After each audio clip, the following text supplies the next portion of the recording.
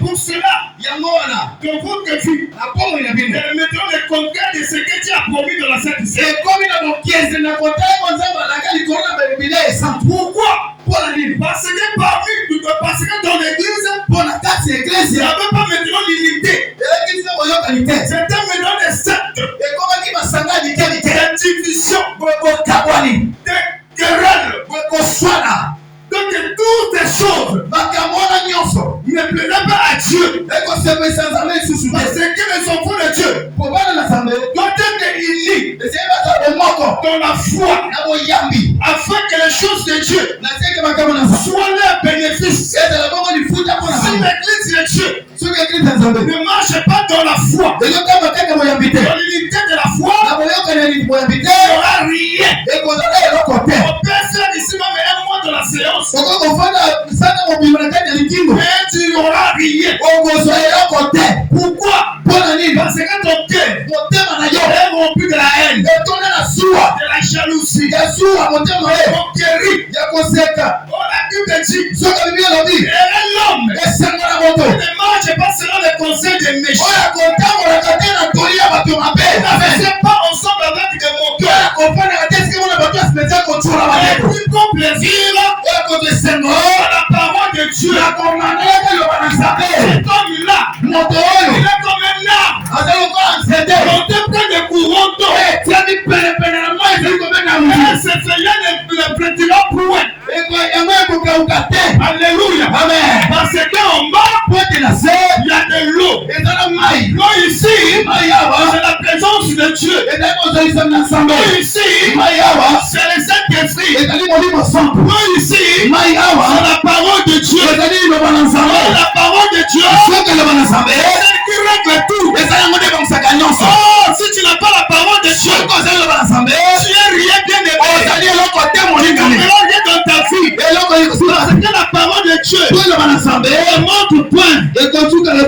Alléluia. La Bible dit ceci. Tout ce que nous voyons, tout ce que le monde renferme, ça a été créé par la parole de Dieu. Et ce qui n'était pas créé, n'était pas fait de sans elle. Oh, la parole, c'est Christ.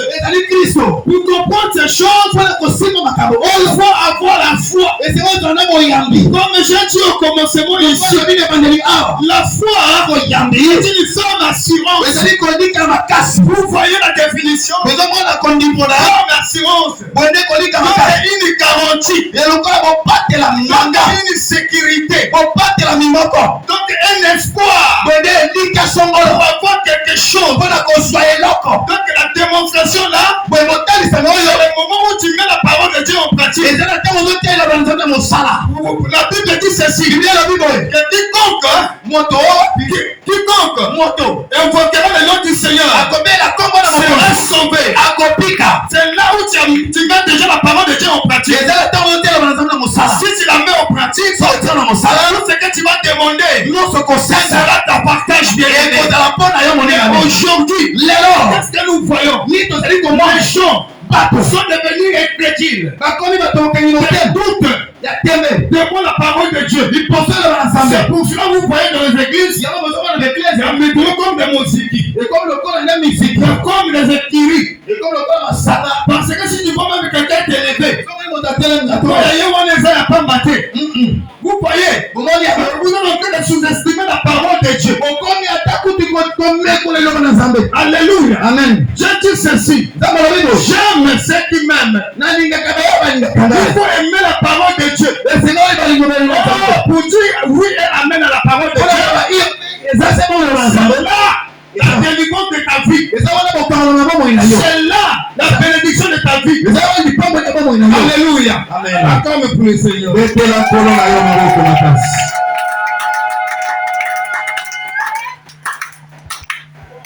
Amen. C'est ça, bien aimé dans le Seigneur. Aujourd'hui, toi, qu'est-ce que tu fais? Tu as oublié même la mission que tu étais venu à l'église. Tu étais venu à l'église pour faire quoi? Pas pour chercher Dieu.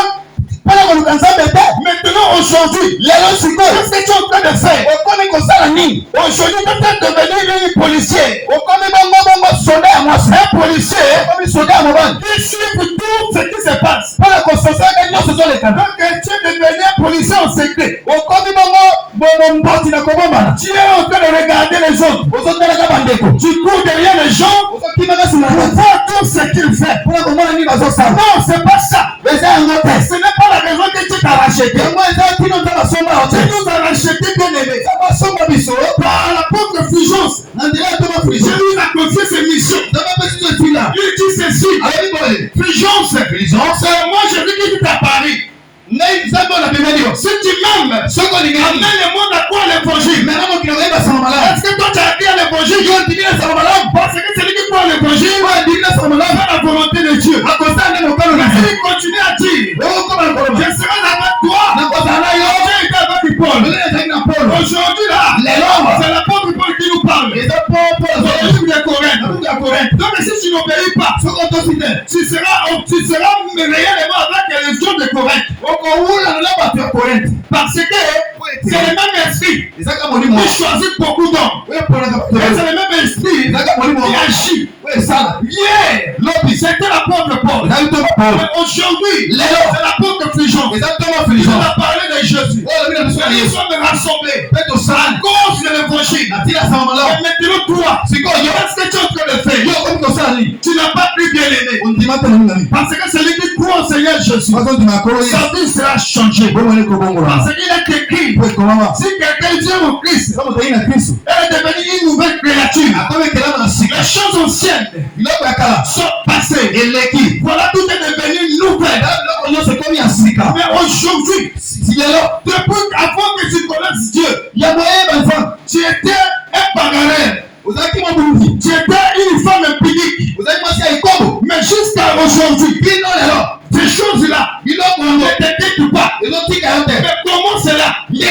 Parce que tu n'as pas changé. Tu n'as pas besoin d'avoir des serpents de l'église. D'enlever seulement la peau. Et les venez reste. Non. Mais mercredi, je vous avais dit ceci. Dieu a besoin de chenilles.